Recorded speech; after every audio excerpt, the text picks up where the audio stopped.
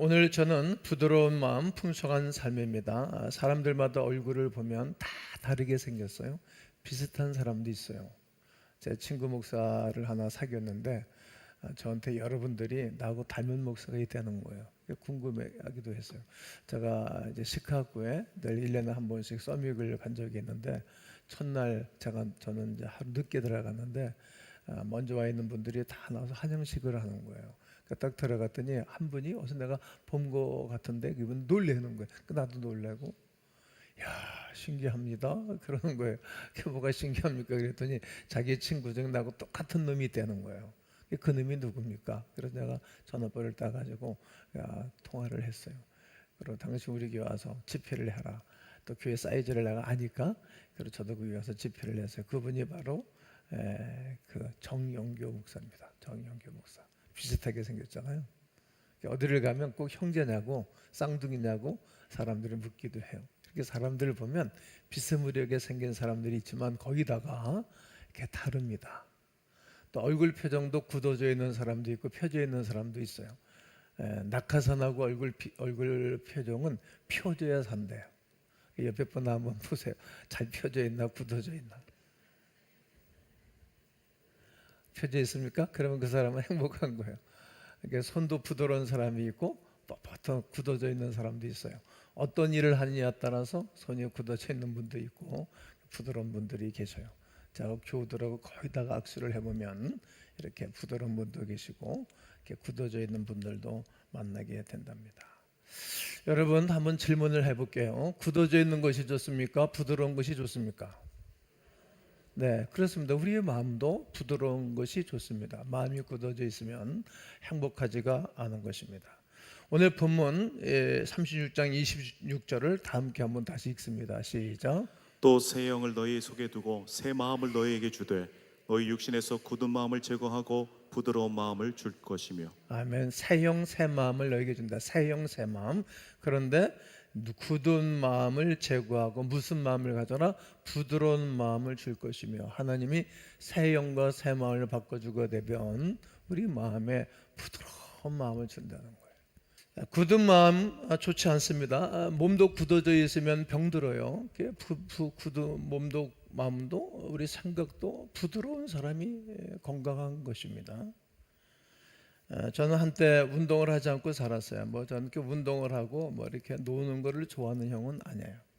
늘 공부를 좋아하는 형도 아니지만 목사니까 늘 책을 봐야 되고 목사니까 늘 글을 써야 되고 일주일에 몇 편의 설교를 써내야 되기 때문에 늘 책상에 앉아 있는 시간이 많아요.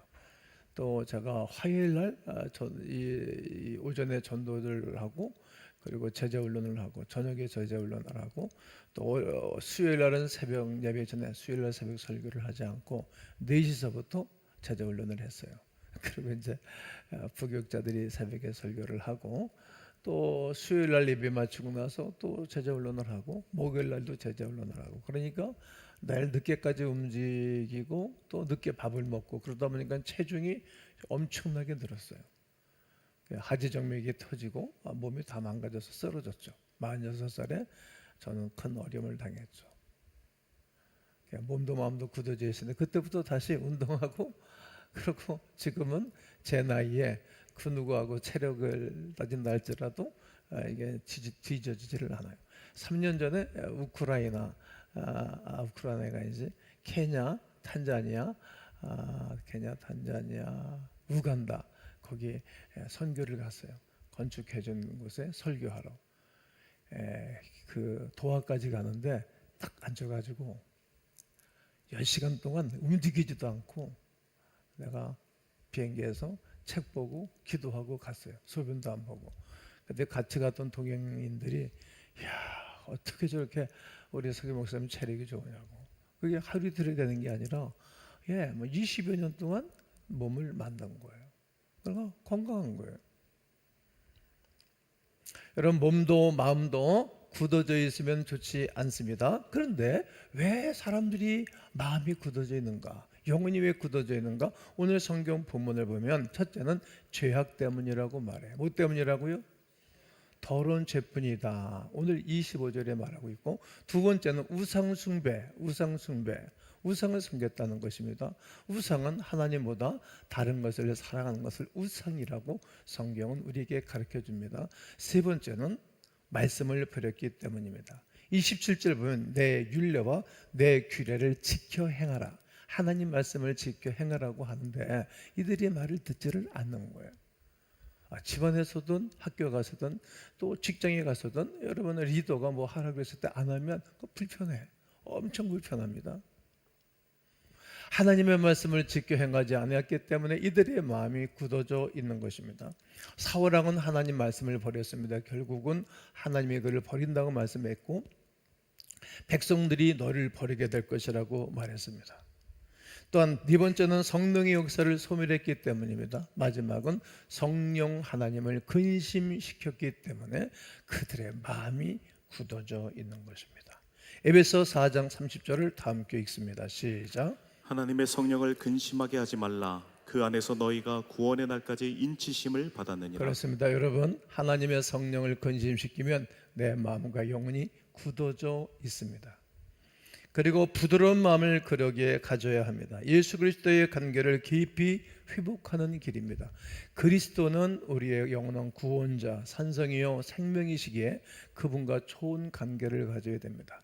부부끼리도 좋은 관계를 가져야 행복하지 않습니까? 부모하고도 친분이 두터워야 행복합니다. 이토록 그리스도, 예수는 그리스도, 예수는 구원자, 그분과 함께 친밀한 관계를 가져야 하나님의 사람들에게는 마음의 부드러움을 갖게 되는 것입니다. 호세아서 6장 1절을 다 읽겠습니다. 시작. 오라 우리가 여호와께로 돌아가자. 여호와께서 우리를 찢으셨으나 도로 낫게 하실 것이요 우리를 치셨으나 싸매어 주실 것입니다. 그렇습니다. 우리가 누구에게로? 예수께로, 하나님께로 돌아가야 됩니다. 주님은 말씀하십니다. 내게로 오라고, 내게로 오라고. 고생하는 자들한테 내게로 와라. 마음이 상한 자들아 내게 와라. 그래, 병들은 자들아 내게 와라. 힘든 자들아 내게 와라. 슬픈 자여 내게 오라. 가난한 자 내게 오라. 삶에 지친 많은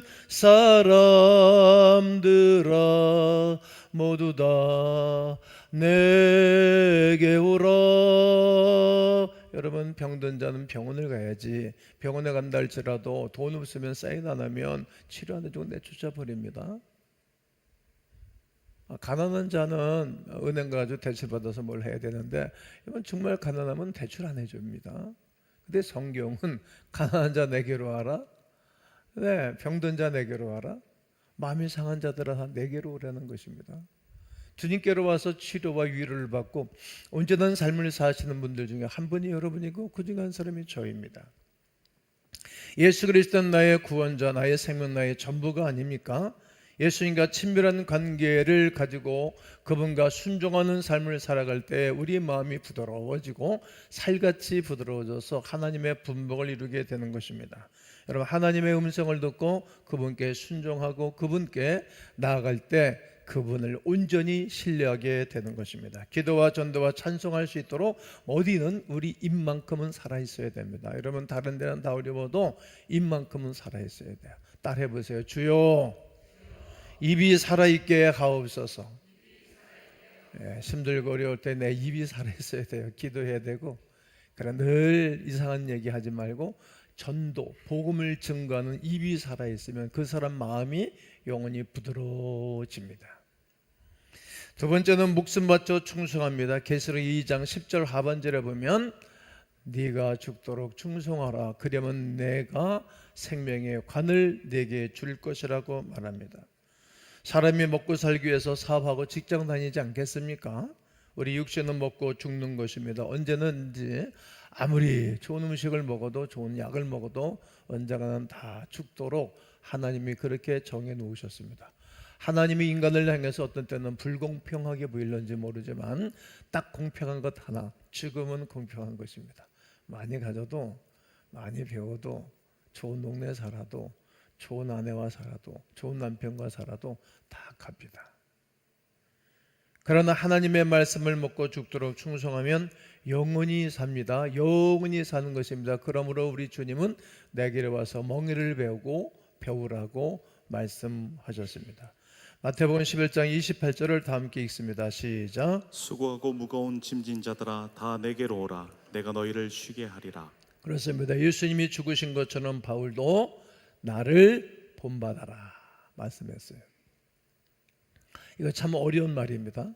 나를 본받으시오. 우리도 한번 해보겠어요. 옆에 있는 분한테 나를 본받으세요 해보세요.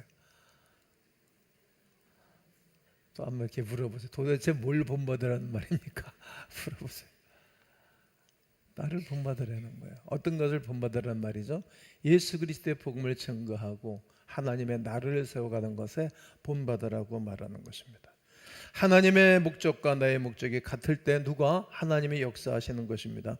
신념은 이렇게 해 드릴 테니까 이렇게 도와주시라고 말하는 것이라면, 신앙은 하나님의 역사하는 것에, 하나님의 일하는 것에 나를 써주세요, 나를 사용해 주세요, 이것이 신앙입니다. 그러므로 신념의 사람은 실패하나 신앙의 사람은 절대로 실패하지 않습니다. 잘 됩니다. 그리고 믿음으로 나아갑니다. 히브리서 11장 30절 31절을 읽어드리면, 믿음으로 7일 동안 여리고를 도니 성이 무너졌으며, 믿음으로 기생라합은 정탐꾼을 평안히 영접하였으므로 순종하지 아니하는 자와 함께 멸망하지 아니하였도다.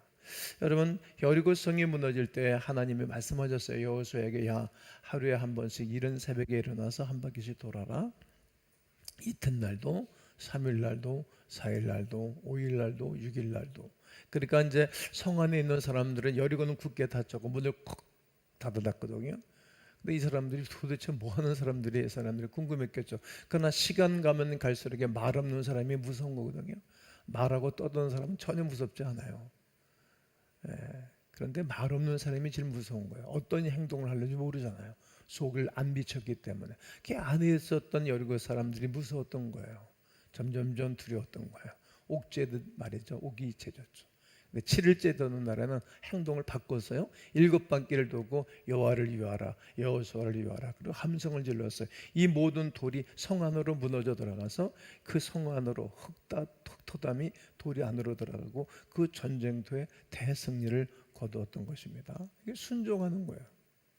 하나님 말씀에 순종하고 나아갔더니 하나님이 엄청난 대승리를 가져오게 했던 것입니다.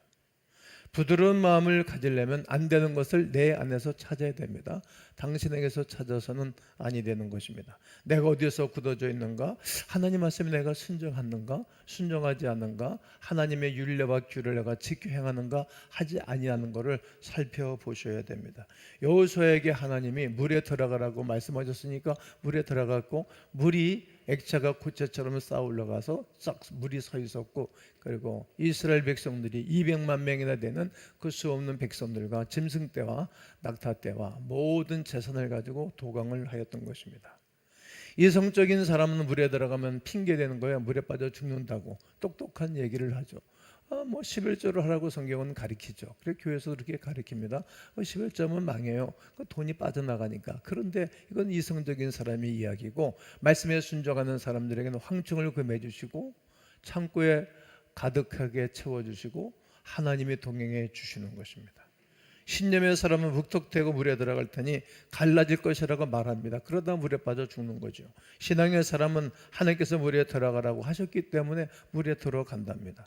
하나님의 말씀하신 말씀에 그저 하나하나 순종할 따름입니다. 하나님께서 나를 통해 일하시게 해드리는 것입니다. 이것이, 아멘 해보세요, 믿음입니다. 하나님 하신 말씀대로 행하는 것. 순종의 사람, 이성의 사람, 불순종의 사람, 신념의 사람은 자기 안에 있는 거예요. 내가 하는 거예요. 흥하는 사람과 망하는 사람의 차이입니다. 흥하는 사람은 흥하는 사람은 아멘, 잘 되는 사람은 그렇게 하겠습니다. 이렇게 순종의 사람으로 바뀌어져 갑니다.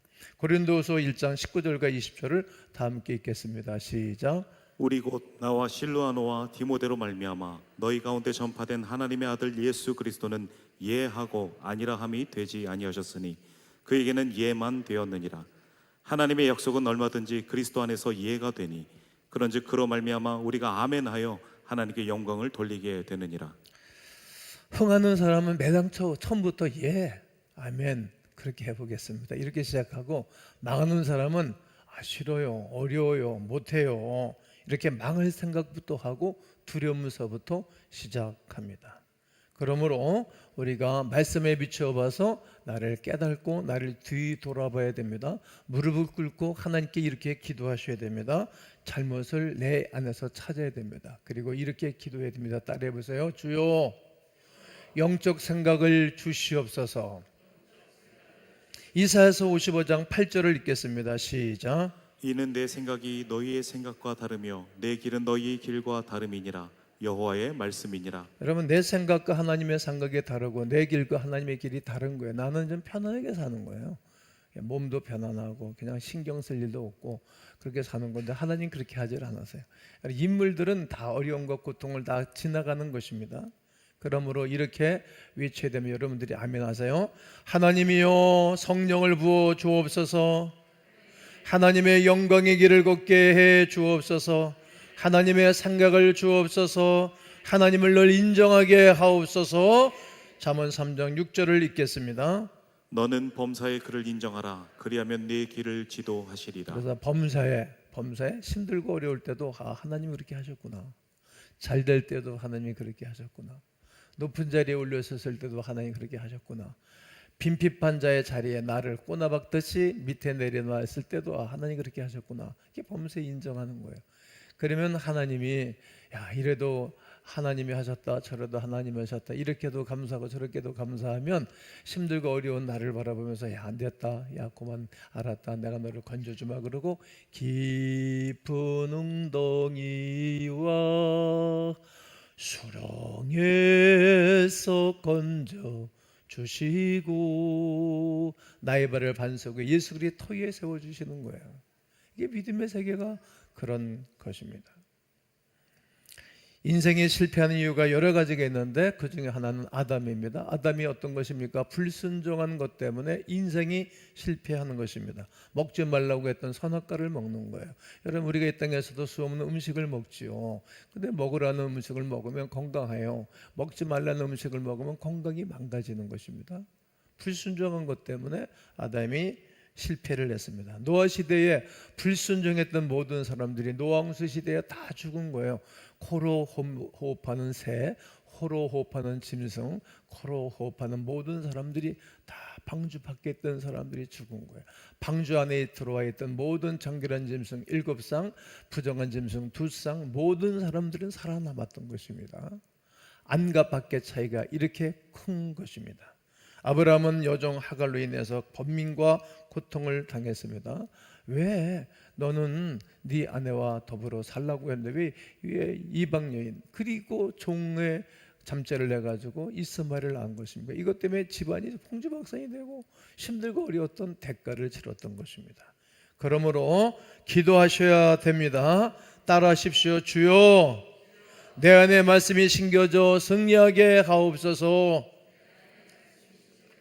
하나님의 사람들이여, 하나님은 우리를 씨를 통해서 우리 이 땅을 살게 하시는 것입니다. 우리의 마음은 밭입니다. 부드러운 밭, 옥토 같은 마음이 되셔야 됩니다. 이 옥토 같은 마음에 하나님의 말씀이 심겨지셔야 됩니다. 그리고 그 말씀이 나를 사용하도록 해야 되고 그 말씀이 나의 전체 내 인생을 걸어가고 다가가도록 해야 됩니다. 인생의 모든 사이클을 하나님 말씀에 맞추셔야 됩니다.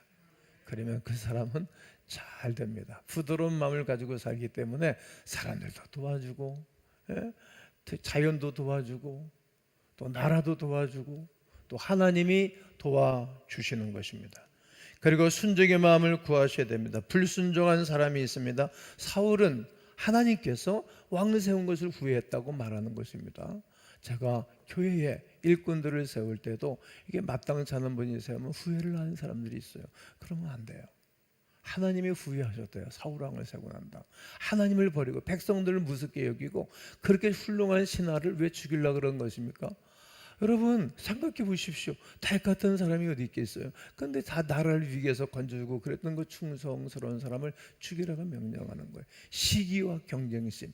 경쟁은 여러분 좋은 게 아니에요. 공부하는 거 경쟁하고 이런 것은 좋은 것이지만 사람과 경쟁해가지고 그 사람을 죽이려고 하는 것은 아주 악한 것입니다. 그러니까 자기가 망하고 자기뿐만이 아니라 하루아침에 그 훌륭한 아들 셋이 있었는데 그 세 아들과 함께 자기 칼을 복구해야 되고 자살을 하고 하루아침에 네 사람이 죽는 거예요. 그 집안이 몰락한 가문이 된 것입니다. 뭡니까? 불순종한 거예요.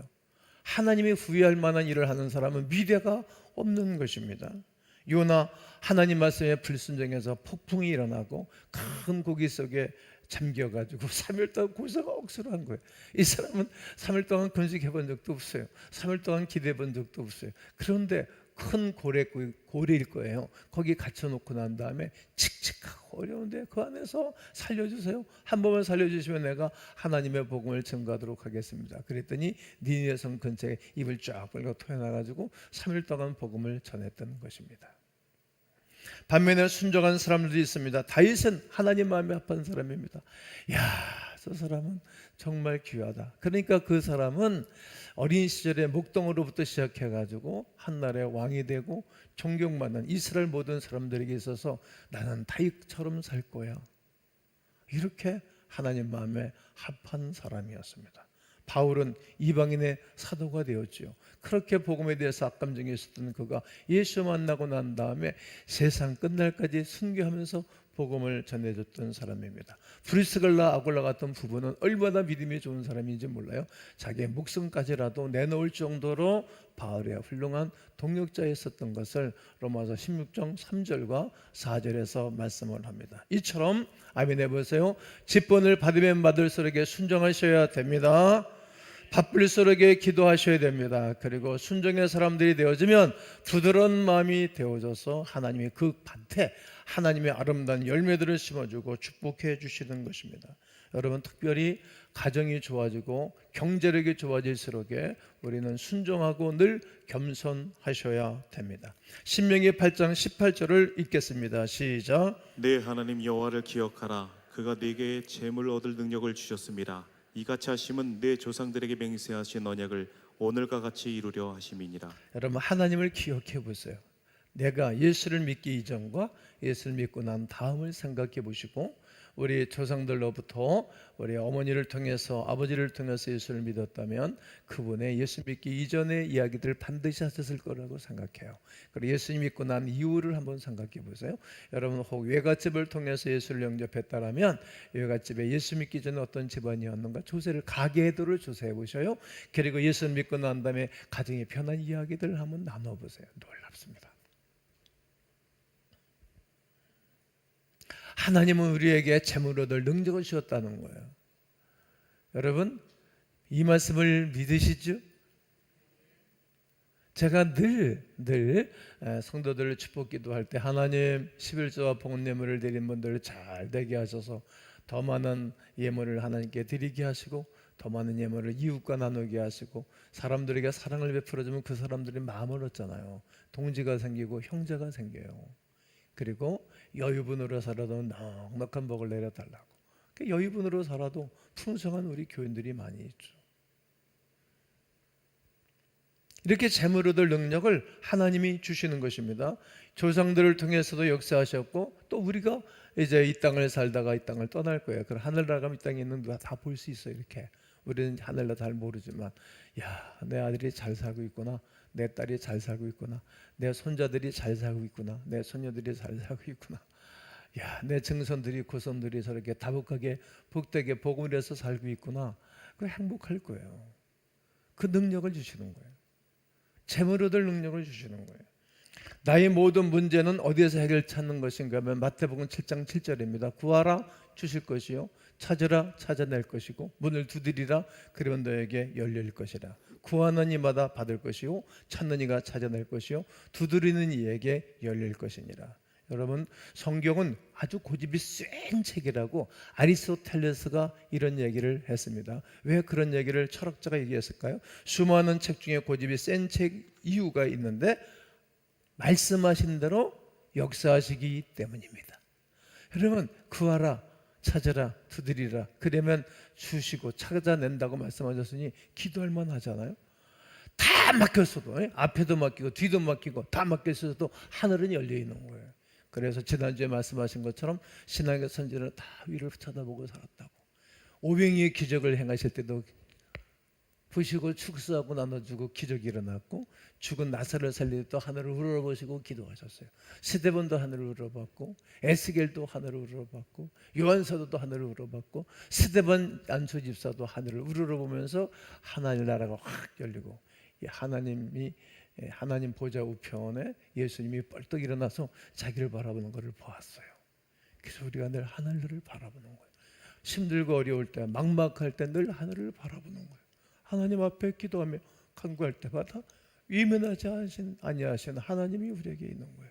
어떤 때는 친구 같고, 어떤 때는 형님 같고, 어떤 때는 아버지 같고, 어떤 때는 어머니 같은 그분이 성경에 다 기록되어져 있는 그런 칭호입니다. 이 땅에 아버지보다 더 좋은 친구는 또 어디 있겠습니까?